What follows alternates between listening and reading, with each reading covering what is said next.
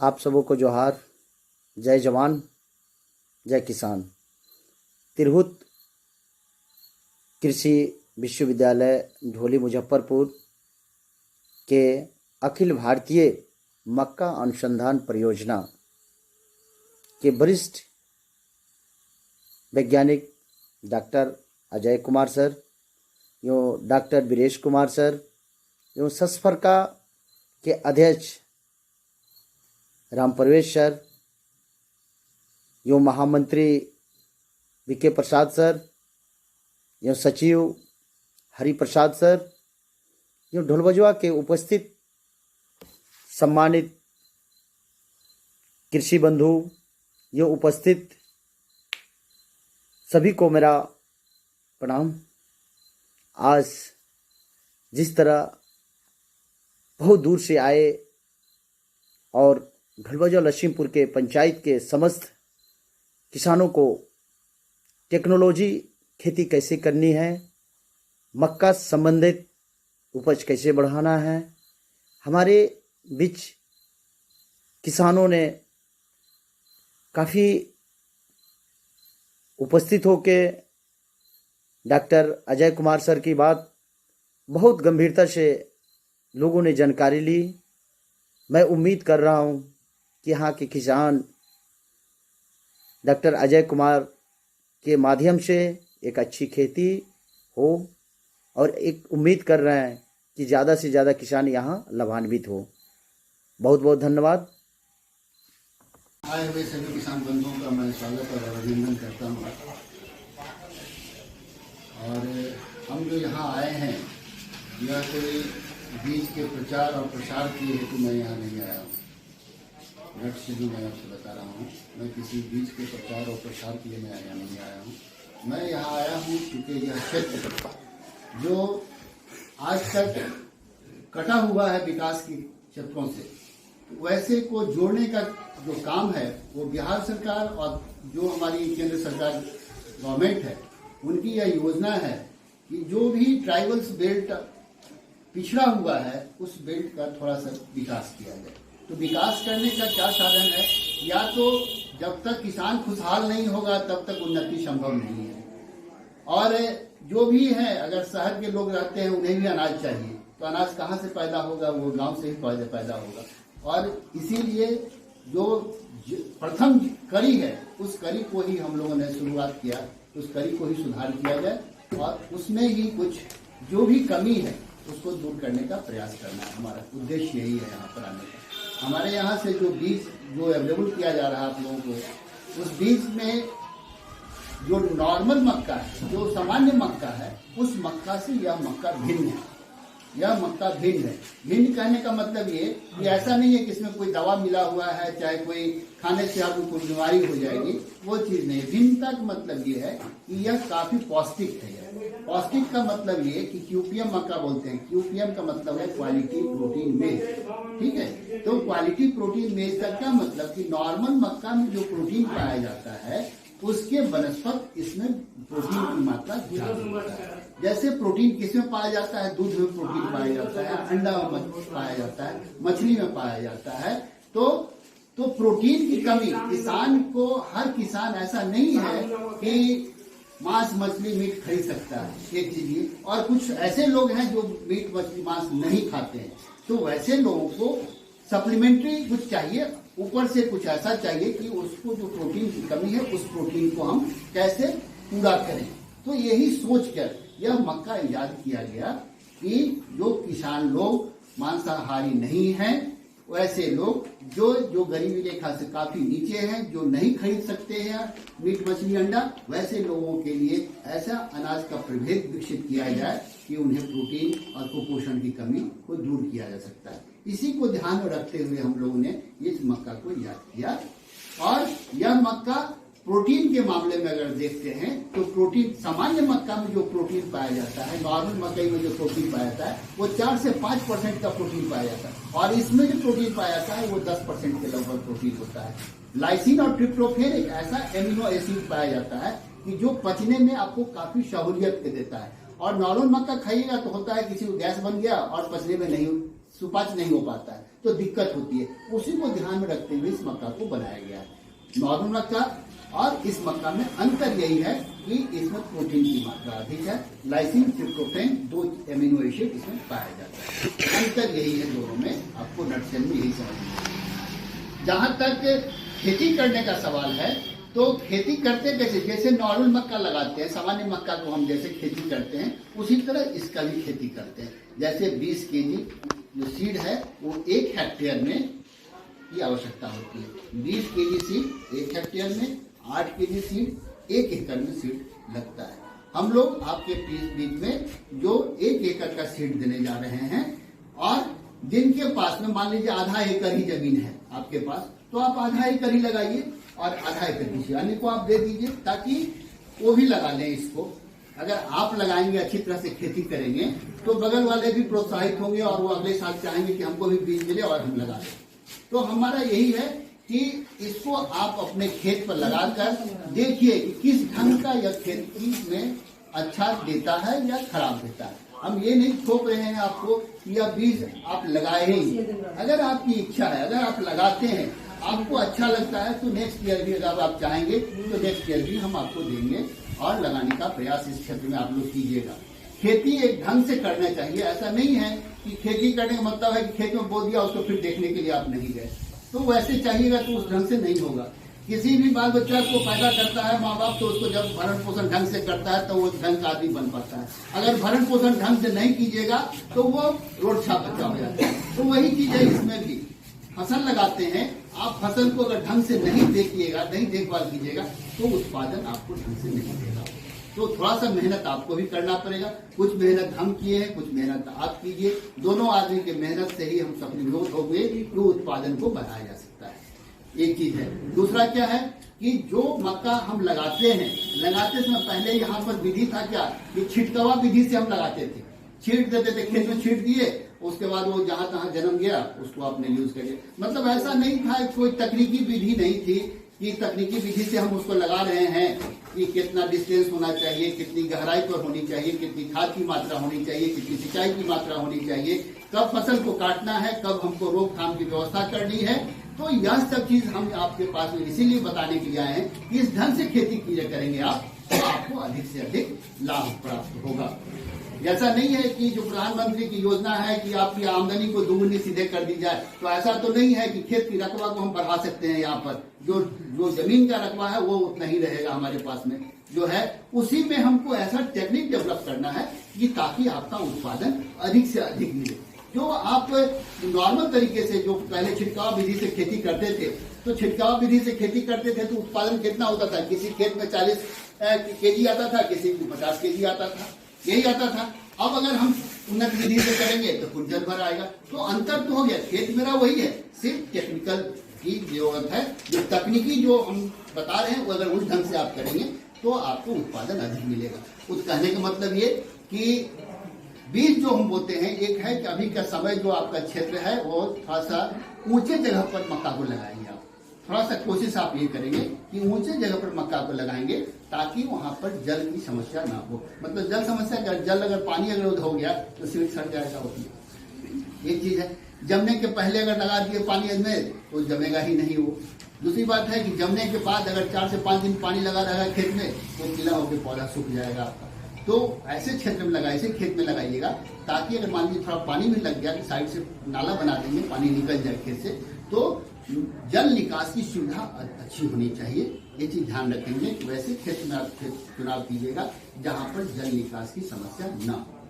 ठीक है, एक है। दूसरा क्या है कि जब हम बुआई करते हैं खेत में मक्का को, तो पहले था छिड़कते थे, अब क्या करेंगे आप कि लाइन पर लाइन बोइएगा, लाइन से लाइन बोइएगा, एक लाइन बोइएगा, पहले सीधा लाइन कीजिएगा। अगर देसी हल पता नहीं आपके पास है या नहीं, इस क्षेत्र में देसी हल से भी कर सकते हैं कि खेत में पहले देखिए, तरीका तो ये है कि एक लाइन पहले खोल दिए हम, उसमें सीड गिरा दिए, उसके बगल से दूसरा नाला खोले तो मट्टी से झप जाएगा वो। ठीक है, जस्ट बगल से अगर हल को लेके आते हैं वो मिट्टी बीज को ढक देगा।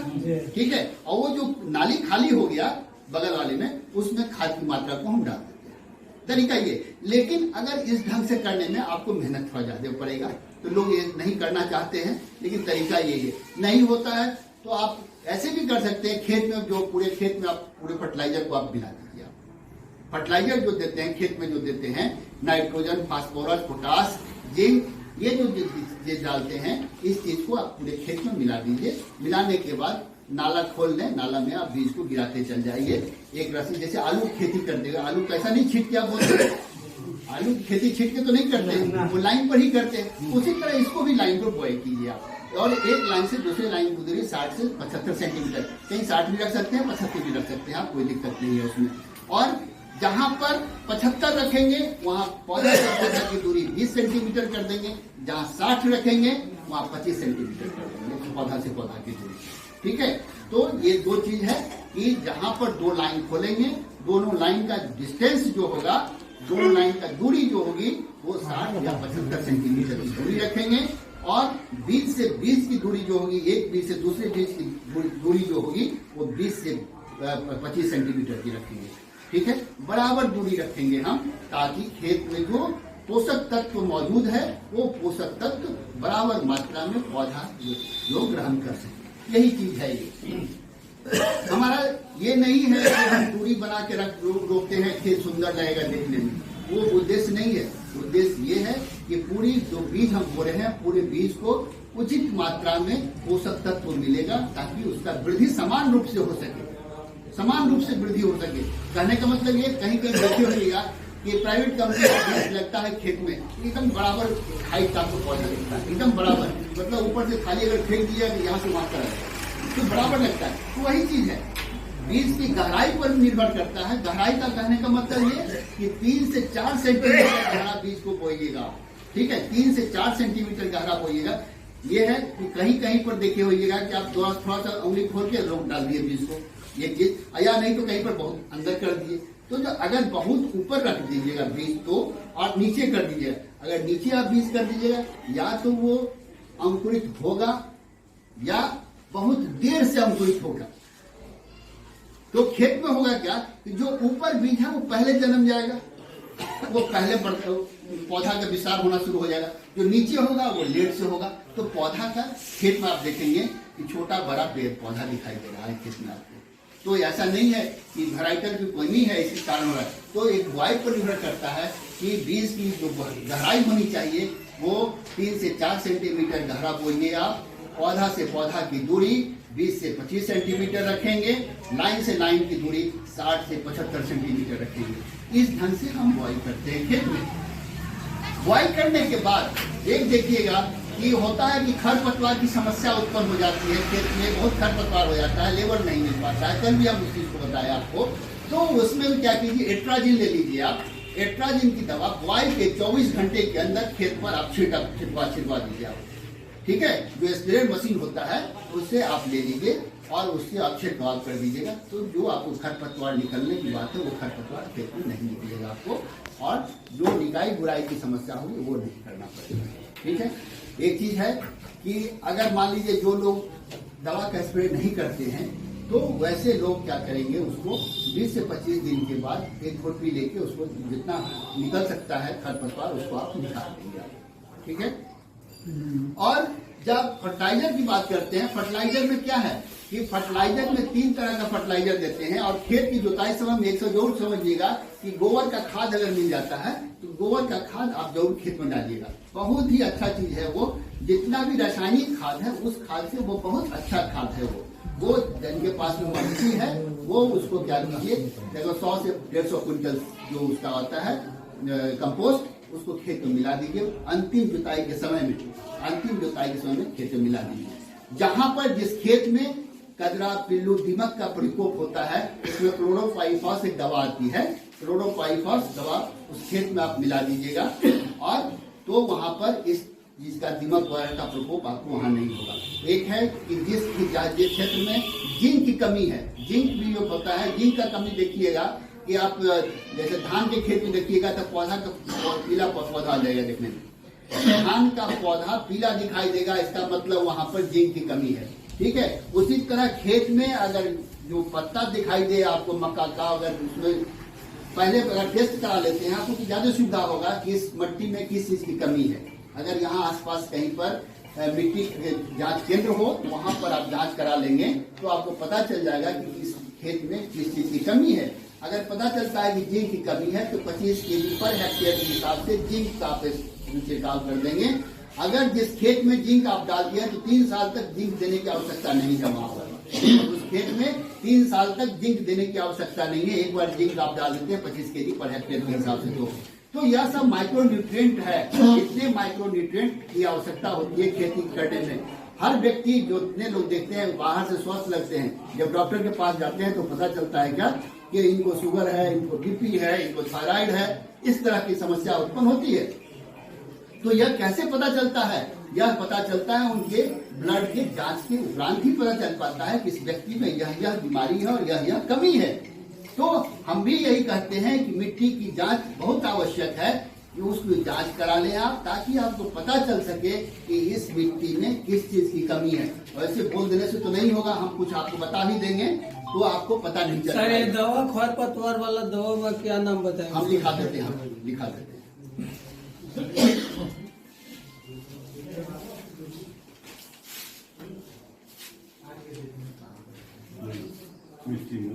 हाँ, तो जैसे मिट्टी का जांच करते हैं तो जांच करने के बाद आपको पता चल जाएगा कि इस मिट्टी में आयरन की कमी है, जिंक की कमी है, पोटास की कमी है।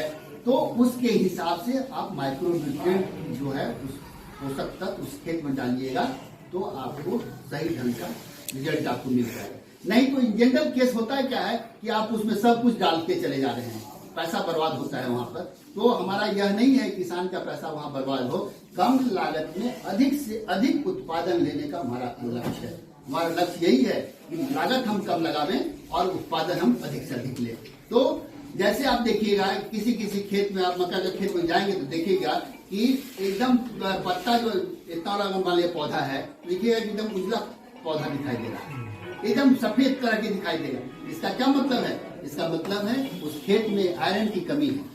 तो वहां पर सिर्फ आयरन की आवश्यकता है वहां पर, ठीक है। कहीं कहीं देखिएगा कि बैगनी तरह का पत्ता दिखाई दे रहा है, बैगन की तरह पत्ता जो होता है बैगन कलर, उस तरह का पत्ता दिखाई दे रहा है। तो वहां पर क्या है? मैग्नीशियम की कमी है, तो वहां पर मैग्नीशियम बढ़ेगा। तो ऐसा नहीं है आंख मूंद के दवा देने से कोई फायदा नहीं है।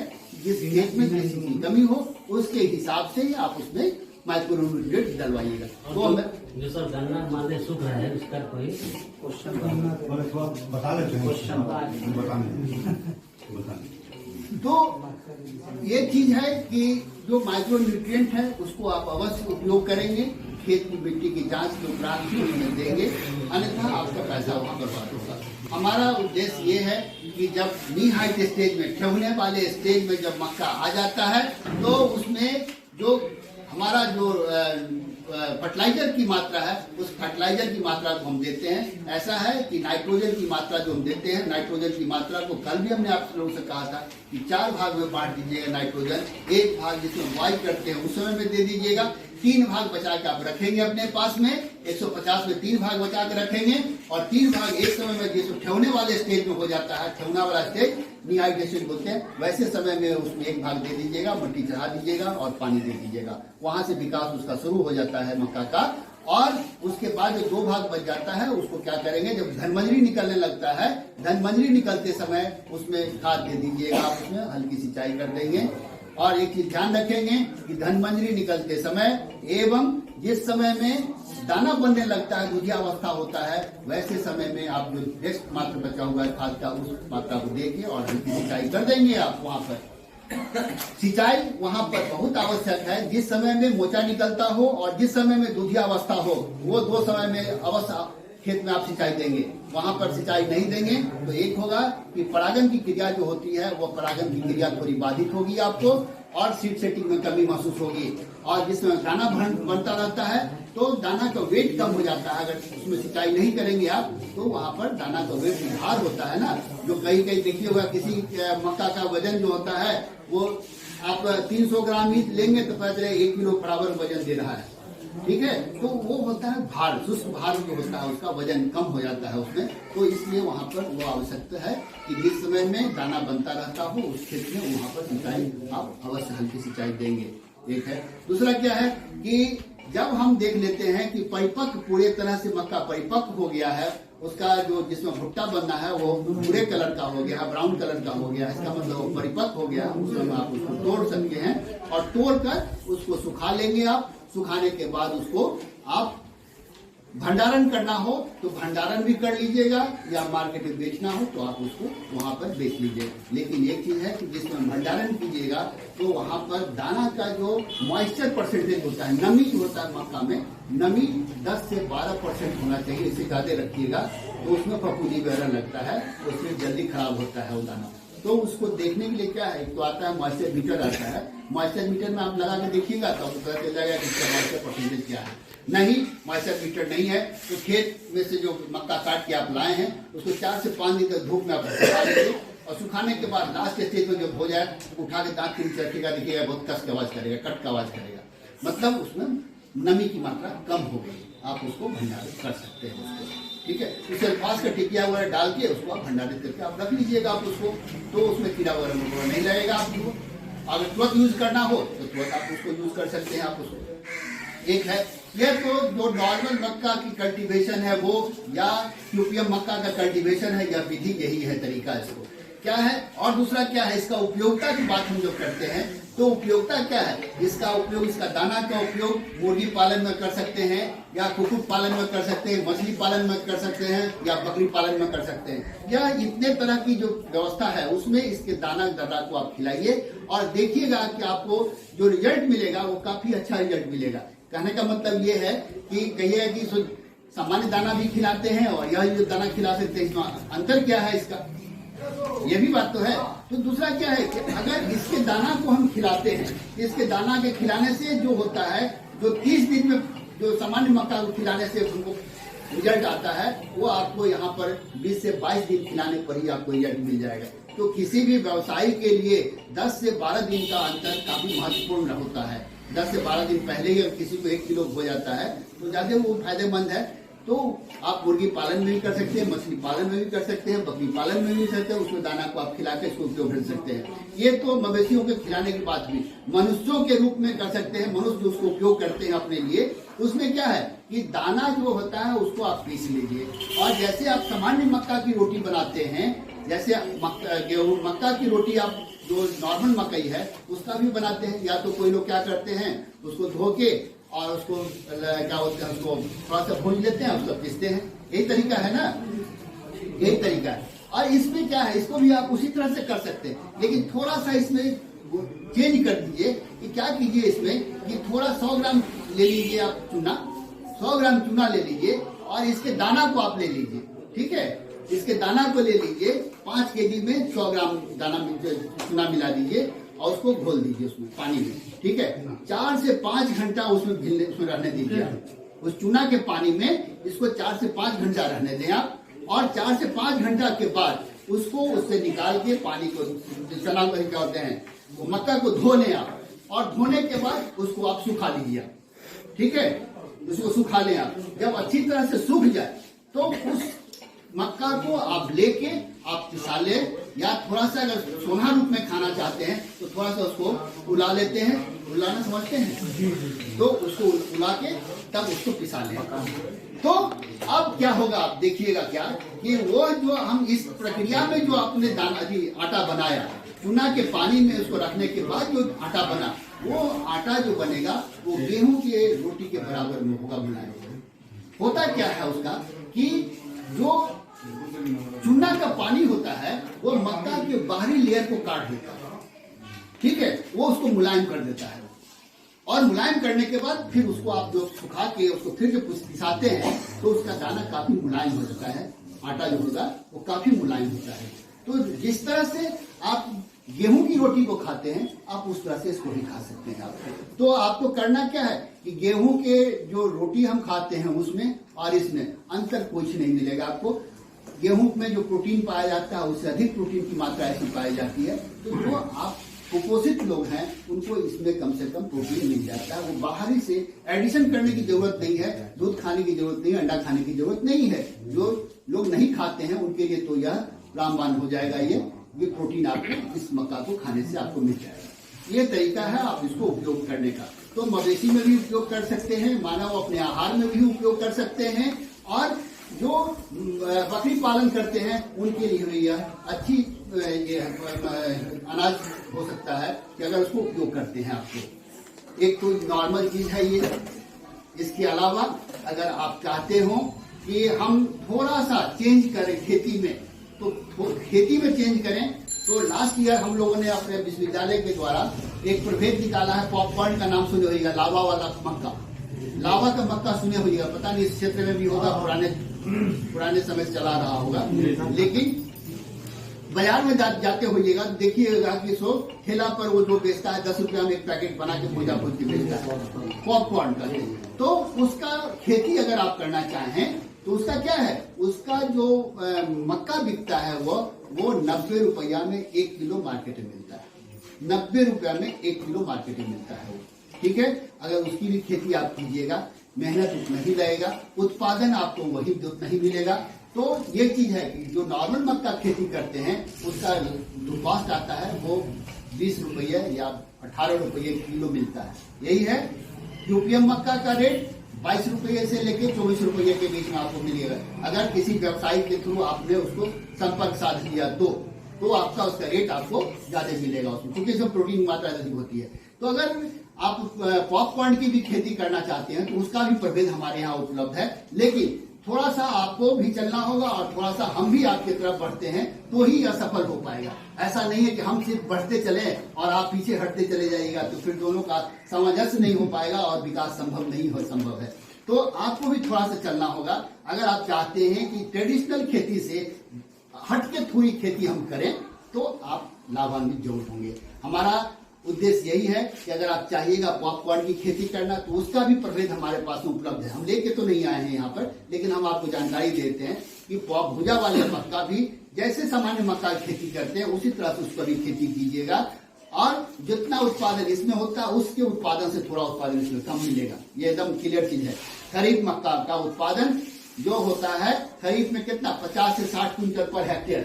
खरीफ मक्का का उत्पादन 50 से 60 क्विंटल पर हेक्टेयर, जबकि अगर इस मक्का को करते हैं तो इसका उत्पादन जो है 40 से 45 क्विंटल पर हेक्टेयर होता है। दाना छोटा होता है इसका, पॉपकॉर्न का दाना देखे होइएगा आप, भुजा वाला मक्का का छोटा दाना होगा, गोल दाना होता है। जैसे ही उसको आग में डालते हैं जो गर्म होता है तो वह लावा फट जाता है, वही पॉपकॉर्न है जो बड़े चाव से लोग मार्केट में लोग खाते हैं। तो अगर उसकी भी खेती आप करना चाहते हैं तो आप हमसे संपर्क कीजिएगा। मुखिया जी भी हैं और ये लोग भी हैं, तो अगर चाहिएगा तो आपको बीज हम मुहैया करा देंगे आप लोगों को। लेकिन अब इस समय तो नहीं संभव है, अगले सीजन में हम मुहैया करा देंगे अगर चाहते हो तो थोड़ा सा आपको भी जागरूक होना होगा तो ही असंभव है। दूसरा चीज है कि आपने बेबी कॉर्न का नाम सुने होइएगा। बेबी कॉर्न क्या है कि बेबी कॉर्न जो 200 रुपए किलो बिकता है उसमें कुछ नहीं करना है। 2 तरह का उसमें आपको फायदा है। एक तो मवेशी को जो चारा देते हैं, हरा चारा, जहाँ पर चारा की समस्या होती है, हमारे विचार से इस क्षेत्र में चारा की कोई समस्या नहीं है, लेकिन जहाँ पर चारा की समस्या है वहाँ पर बेबी कॉर्न खेती काफी लाभप्रद है। कहने का मतलब ये कि बेबी कॉर्न क्या है, बेबी कॉर्न क्या है, अनिषेचित, मतलब वो फर्टिलाइज मक्का नहीं है और उसमें भुट्टा भी नहीं पूरा बनने दिया जाता है। मतलब ये है कि मक्का का पौधा तो आप लोगों ने देखा होगा, जहां पर भुट्टा लगता है, जिसमें दाना लगता है, ठीक है, जिसमें दाना लगता है ना, उसी को क्या करते हैं कि जैसे ही उसमें मोचा निकलने लगे, उसमें जैसे ही मोचा निकलने लगता है वैसे समय में उसको तोड़ देते हैं। तो देहाती भाषा में उसको कह सकते हैं कि उसको नेहा जिसको बोलते हैं, सांचा जिसको बनता है ना, इसको दाना बनता है। तो जिस समय छोटा ही सांचा होता है 8 से 9 सेंटीमीटर का या 10 सेंटीमीटर का जिस समय लंबाई होती है, उसी अवस्था में उसको हम तोड़ लेते हैं और तोड़ने के बाद वही बेबी कॉर्न, वही शहरी लोग कहते हैं उसको बेबी कॉर्न, और उसी का कॉस्ट क्या है 200 रुपये किलो। तो हम ये कहते हैं ना कि हम कुछ नया चीज करेंगे तब तो पैसा हमको नया ढंग से मिलेगा। नए ढंग से तो करने के लिए खुद को करना होगा। कि अगर पुराने पद्धति से हम चलते रहेंगे तो हमें कोई फायदा नहीं होने वाला है। तो थोड़ा सा आपको चेंज करना होगा अपनी खेती में, तब सुधार होगा और तब आपकी आमदनी भी बढ़ सकती है। तो ये हमारा बेबी कॉर्न की खेती के विषय में आपसे बताया। बेबी कॉर्न का भी खेती हम उसी ढंग से करते हैं। उसमें क्या है कि मोचा एक को तोड़िएगा दूसरा फिर बगल से निकल जाता है उसमें, तो फिर दूसरे को तोड़ लीजिएगा फिर तीसरा निकल जाएगा। तो 2 से 3 बार उसको एक पौधा से तोड़ सकते हैं बेबी कॉर्न को, और उसको तोड़ने के बाद आप उसको उपयोग में ला सकते हैं। 5 स्टार होटलों में दे सकते हैं, जहां पर उसका उपयोग सलाद के रूप में, पकौड़ा के रूप में, हलवा के रूप में, जो भी व्यंजन बनाना चाहते हैं उस रूप में उसको आप उपयोग कर सकते हैं। तो रेट क्या मिलेगा आपको? 200 रुपए किलो मिल गया आपको, ठीक है। और उत्पादन हमको कितना मिल गया? लगभग 40 से 45 क्विंटल पर हेक्टेयर के हिसाब से उसमें उत्पादन मिल गया। एक बात। दूसरा क्या है कि उसका जो डंठल हरा चारा के रूप में मवेशी को खिलाने में आप उपयोग कर सकते हैं आप। तो 3 चीज आपको फायदा हो गया उसको, कि मवेशी का भी उत्पादन, दूध उत्पादन बढ़ गया, मवेशी को चारा का जो समस्या है उसको भी आपने दूर कर दिया, प्लस आमदनी आपकी जस्ट डबल हो गई। वहां पर जो आप 20 रुपये किलो बेचते हैं, मक्का को बेचते हैं दाना को 20 से 22 रुपए 24 रुपए, और इसको बेचते हैं 200 रुपए किलो। तो अंतर तो हो गया वहां पर। तो थोड़ा सा करने की चीज है, चेंज करते जाइएगा तो आमदनी आपको स्वाभाविक है बढ़ेगा। ये ऐसा नहीं है कि हम यहाँ पर आए हैं और इस तरह से बोल गए तो आप कहिए ऐसे बोलने से आमदनी बढ़ जाएगा। आमदनी हमारे बोलने से नहीं होगा, आपके करने से बढ़ेगा। हमारे बोलने से नहीं बढ़ेगा, आपके करने से बढ़ेगा। जब तक आपकी सहभागिता नहीं हमको मिलेगी तब तक यह संभव नहीं है। तो सामान्य मक्का की खेती, यूपीएम मक्का की खेती, पॉपकॉर्न की खेती, बेबी कॉर्न की खेती, अब एक लास्ट में हम बता रहे हैं आपको स्वीट कॉर्न। सुना होइएगा स्वीट कॉर्न, जो इसको बोलते हैं मीठा भुट्टा। उसको क्या है, आग पर सीधे पका लीजिए और उसको बेच के उसको खा लीजिए आप। तो वो यहाँ पर इस क्षेत्र में पता नहीं भुट्टे का क्या, ये तो पर्यटक स्थल है आपका, यह पर्यटक स्थल है यहाँ पर चले जाइए वाल्मीकि नगर में, तो वहां पर जो बाहर से लोग आते हैं वो अगर एक भुट्टा को, जो नॉर्मल भुट्टा है वो भुट्टा 5 रुपए लोग बेचते हैं, जो यहाँ पर 5 रुपए से कम नहीं बेचते हैं। अगर इस भुट्टा को आप बना के वहां पर बैठ जाइएगा, थोड़ा सा ही आप कोशिश करके एक बार देख लीजिए कि क्या रिजल्ट आपको मिलता है। हम ये नहीं कर रहे हैं कि पूरी तरह से आप खेती सभी लोग कीजिए, 1 आदमी 2 आदमी किसी कोई गांव में करके देखिए इसको, इस भुट्टा का क्या रेट मिलता है। बाहर में जाते हैं हम लोग, देखते हैं साउथ में, कर्नाटक क्षेत्र में चले जाइए, आंध्रा में चले जाइए, तो दिल्ली में चले जाइए, वहां पर एक भुट्टा का दाम 25 रुपए में बेचता है लोग, 25 रुपए में बेचता है वो। तो अगर एक बार सिर्फ आप खेती करके देखिए आप उसको, और उसको लेके किसी बच्चे को, किसी आदमी को वहां बैठा कर दिखवाइए इसका क्या इफेक्ट पड़ता है, कितने में यहाँ लोग खरीदते हैं। यहाँ ऐसा नहीं है अगर 20 रुपए भी आप बेचिएगा यहाँ पर तो नहीं बिकेगा आपका, तो सिर्फ करने भर कर दीजिए। सामान्य मक्का की खेती जैसे करते हैं उसी तरह से इस मक्का की भी खेती आप करेंगे तो आप स्वीट कॉर्न इसको बोलते हैं, मीठा भुट्टा बोलते हैं, उसको सीधे आग में सेक देते हैं, नमक और उसमें क्या होते हैं नींबू लगा के उसको आप खा सकते हैं। एक चीज है। दूसरा क्या है, उसको कि सिर्फ गर्म पानी में डाल दीजिएगा, भुट्टा को गर्म पानी में डालकर हल्का सा भाप लगा के उसको निकाल देंगे और उसमें नमक और क्या बोलते हैं नींबू लगा देंगे, वो भी काफी स्वादिष्ट लगता है खाने में। तो थोड़ा सा चेंज कीजिए ट्रेडिशनल खेती से, जो बदलाव की आवश्यकता है, नई खेती की ओर आप बढ़ेंगे तो भी आमदनी आपकी दुगनी हो पाएगी। तो यह जो समस्या है टोटल खेती करने का, थोड़ा सा बदलाव लाने का, तो ही आपका संभव हो सकता है। और कोई प्रश्न हो आप लोगों की जानकारी में तो बोलिए। तो मैं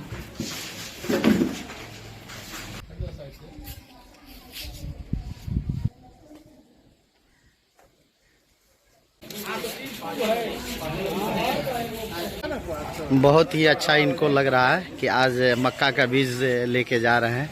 साथ में पीछे डॉक्टर साहब भी खड़े हैं, हमारे पुलिस अधिकारी जगन्नाथ उरांव जी भी हैं, जो अच्छा एक सलाहकार हैं अपने समाज के लिए। बहुत बहुत धन्यवाद।